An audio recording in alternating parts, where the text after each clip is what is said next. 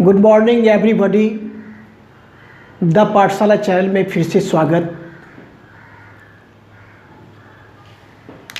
Line और angle part 1 वाले मेरे वीडियो को आप देखे हैं तो ये वीडियो और ज़्यादा समझ में आएगा। अगर किसी भी काम को सही तरीक़ा से रेगुलर करते हैं तो आपका उस काम में वृद्धि होने लगता है। तो कोई काम को लगातार करने की ज़रूरत है। अगर वीडियो देखते हैं तो प्रतिदिन देखने का कोशिश करिए, क्योंकि हम प्रत्येक दिन एक वीडियो डालते हैं प्रायः।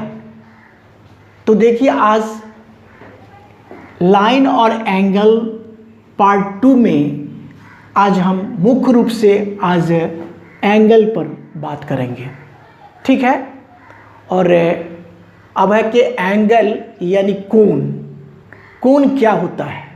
जब हम कोण के बारे में जान जाते हैं तो ये इतने सारे कोण का डिफिनीशन बिल्कुल बेसिक आधार पर दिया जाएगा।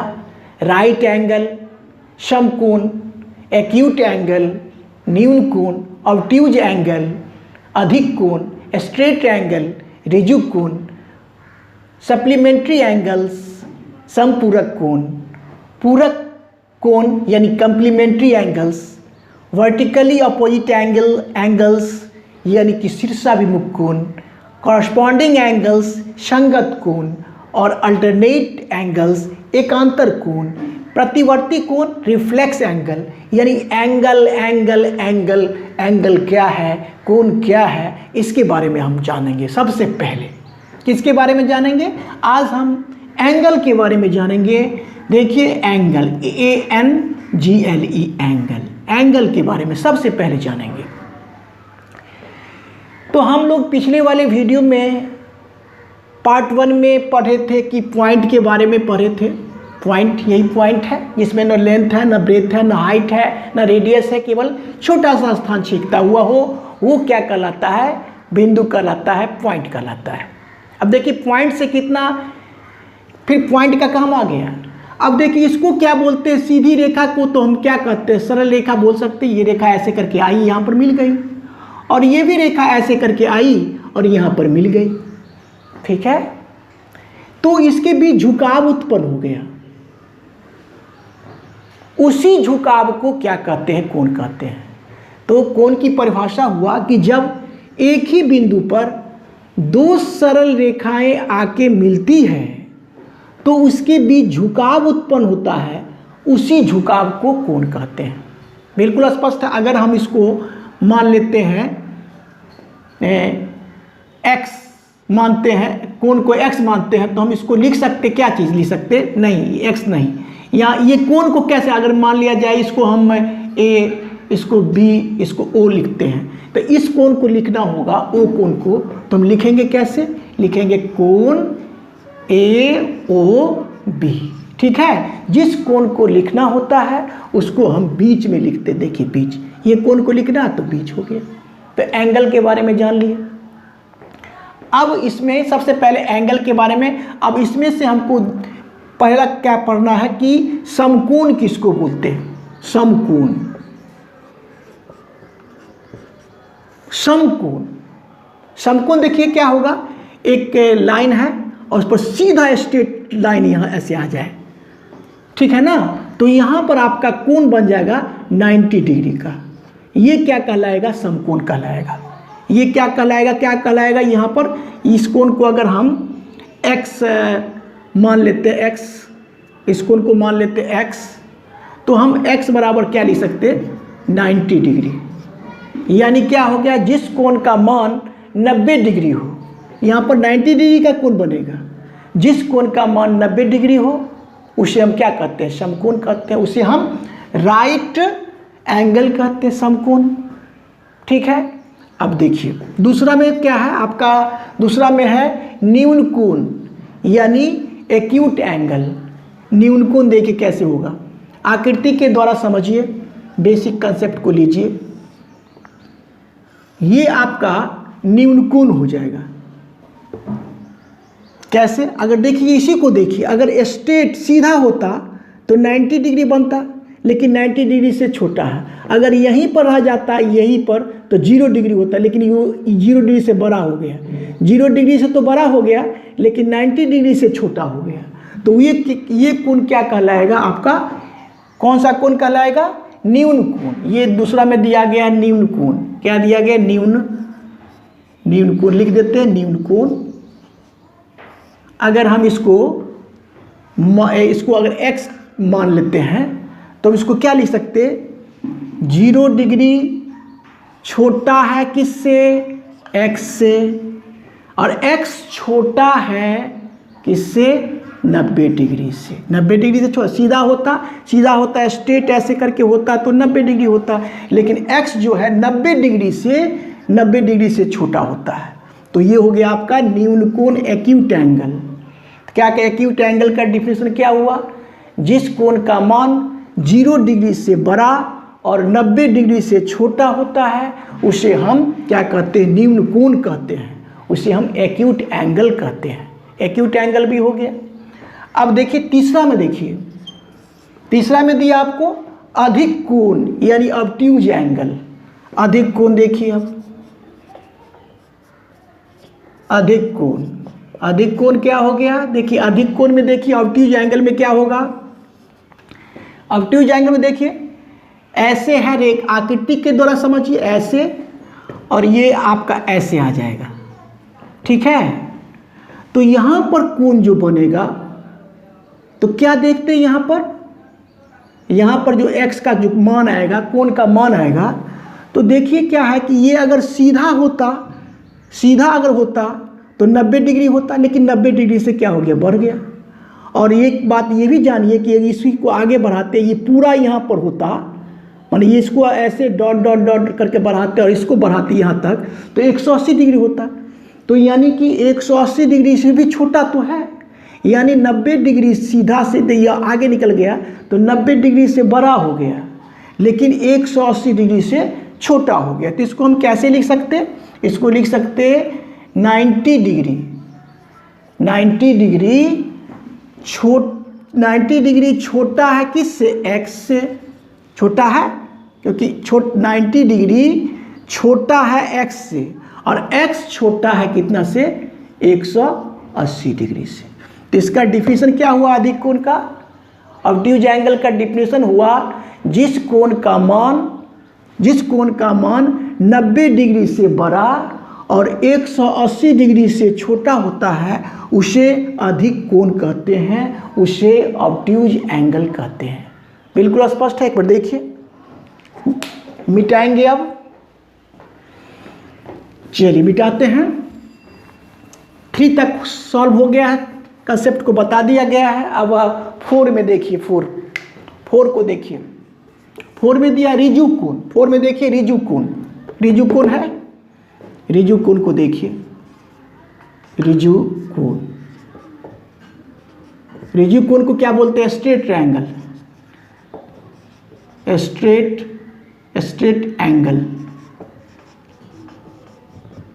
चलिए स्ट्रेट एंगल के बारे में जानेंगे। बिल्कुल देखिए सीधा है, यहाँ से मान लिया ये पॉइंट हुआ और यहाँ से यहाँ तक का जो कोण बनेगा वो आपका हो जाएगा 180 डिग्री। यानी अगर x बराबर अगर लेंगे, x इसको मानेंगे तो x बराबर हो जाएगा आपका 180 डिग्री। रिजु कोण को सरल कोण भी कहते हैं। रिजु कोण को क्या कहते हैं? सरल कोण भी कहते हैं। तो सरल कोण की परिभाषा क्या हो? रिजु कोण की परिभाषा क्या हुआ? जिस कोण का मान 180 डिग्री हो वह रिजु कोण कहलाता है, वह स्ट्रेट एंगल कहलाता है, वह सरल कोण कहलाता है। बिल्कुल स्पष्ट है। यहाँ से यहाँ तक का योग कितना डिग्री होगा? 180 डिग्री हो गया। अब आइए 5 में दिया हुआ है संपूरक कोण। संपूरक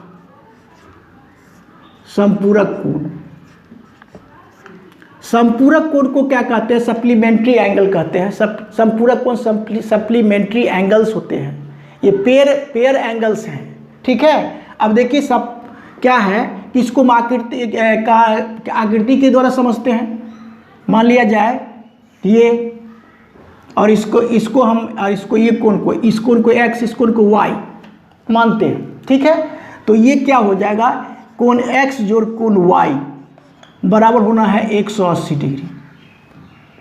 तो क्या हो गया, दो कोण का योग कितना डिग्री हो गया, 180 डिग्री हो गया, तो वो संपूरक कोण कहलाएगा। बात स्पष्ट है।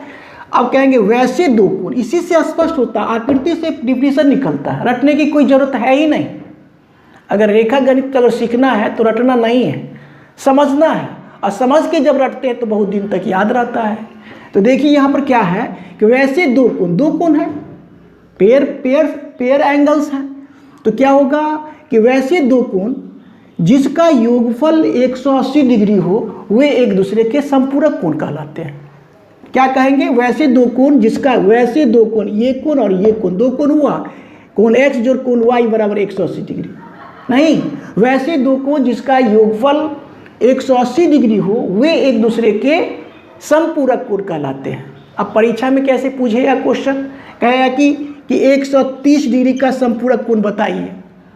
दो है तो एक तो दे दिया, दूसरा कितना, 50 डिग्री जोड़ेंगे तो 180 डिग्री पूछ जाएगा, तो दूसरा संपूरक कोण इसका क्या हो जाएगा, 50 डिग्री हो जाएगा। कहेंगे 50 डिग्री का आप बताइए संपूरक कोण, तो कहेंगे 130 डिग्री। अगर कहेंगे कि 105 डिग्री का आप संपूरक कोण बताइए, तो 105 तो पहला दिया ही हुआ, तो कितना जोड़ेंगे तो आपका पूछ जाएगा कितना, 180, 75 को जोड़ेंगे तो 75 डिग्री हो जाएगा। ऐसा पर एग्जाम में आता है कि संपूरक कोण पूछता है कि इसका संपूरक कोण बताइए, 30 डिग्री का, 35 डिग्री का, 55 डिग्री का, तो आप 180 डिग्री में से जो दिया हुआ रहेगा घटा लेते हैं, तो वो क्या आपका निकल जाता है, संपूरक कोण। ठीक है, संपूरक कोण भी स्पष्ट। पूरक कोण में देखिए सेम इसी से मिलता जुलता है। पूरक कोण में देखिए, पूरक कोण में क्या होता है, आकृति के द्वारा समझिए।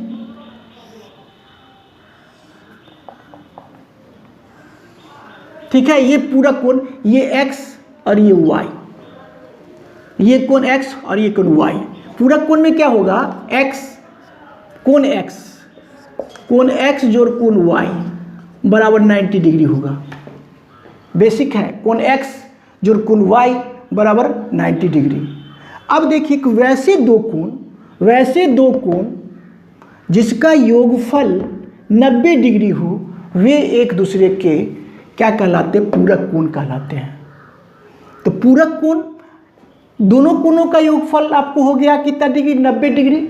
अगर आपको पूछा जा रहा है कि 60 डिग्री का आप बताइए पूरक कोण, तो क्या करेंगे, हम जानते हैं कि पूरक कोणों का योगफल, दो कोणों का योगफल कितना डिग्री, 90 डिग्री होता। तो एक कोण तो दे दिया, तो दूसरा कोण क्या होगा, कितना जोड़ेंगे तो 90 आ जाएगा, तो 30 डिग्री जोड़ेंगे।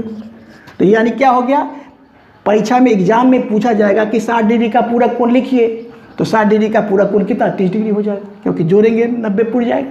पूछेगा कि 30 डिग्री का पूरक कोण बताइए, तो दूसरा कोण कितना जोड़ेंगे तो 90 पूरेगा, 60, तो 60 डिग्री हो जाएगा। ठीक है, तो इस प्रकार से ऐसे एग्जाम में पूछे भी जाते हैं। ठीक है, अब हम इसको मिटाएंगे, देख लीजिए एक बार।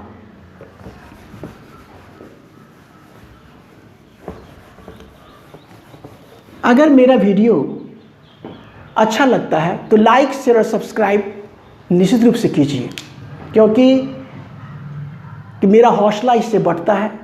तो इस गति को और तेजी गति से हम बढ़ाने की कोशिश करेंगे। चलिए अब शीर्षाभिमुख कोण देखिए, 7 में देखिए शीर्षाभिमुख कोण,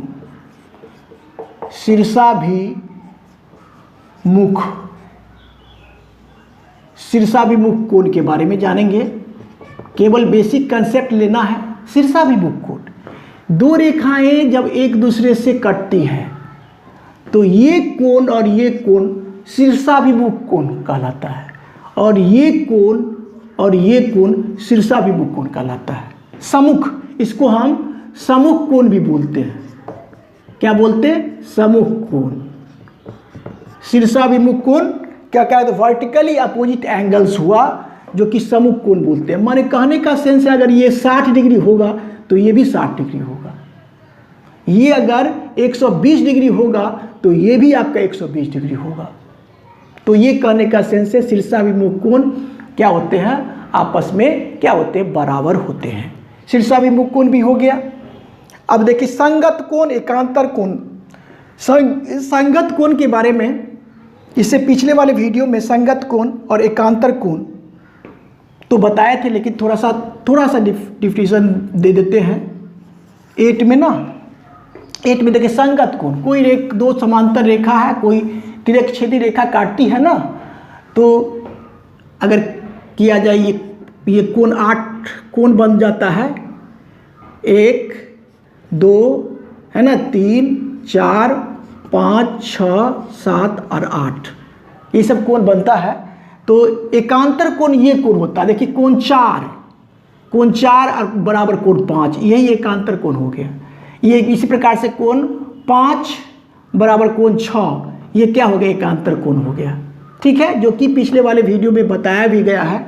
और एकांतर कोण संगत कोण में देखिए, संगत कोण में क्या होता है बताए हैं, आप पिछले वाला वीडियो को देखिए।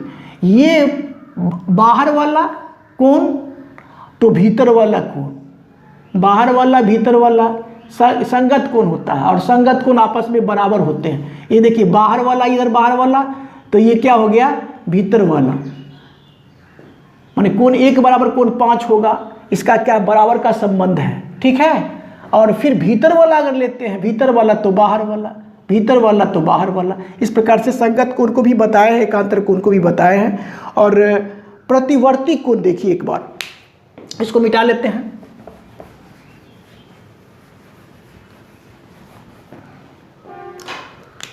प्रतिवर्ती कोण 10 में, प्रतिवर्ती क्या है, प्रतिवर्ती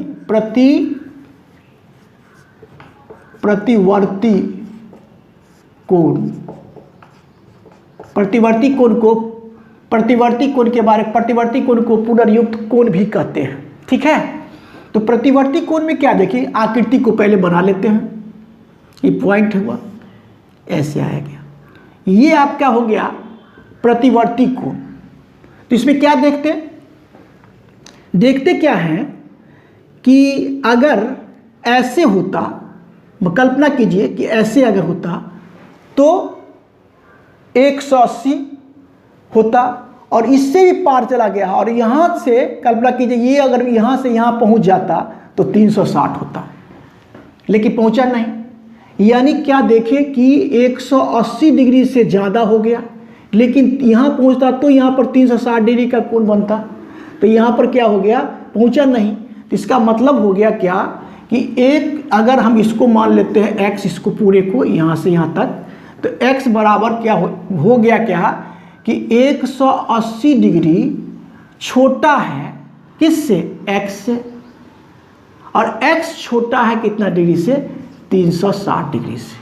तो इसका प्रतिवर्ती कोण का डिफिनेशन हो गया क्या कि जिस कोण का मान 180 डिग्री से बड़ा परंतु 360 डिग्री से छोटा हो, उसे हम प्रतिवर्ती कोण कहते हैं, उसे हम पुनर्युक्त कोण, प्रतिवर्ती कोण को पुनर्युक्त कोण के नाम से भी जाना जाता है, उसे हम प्रतिवर्ती कोण या पुनर्युक्त कोण कहते हैं। तो इस प्रकार से प्रतिवर्ती कोण के बारे में भी स्पष्ट हो गया। और फिर हम अगले वीडियो में मिलेंगे। मेरा वीडियो अच्छा लगता है तो लाइक शेयर और सब्सक्राइब कीजिए। Thank you, take care.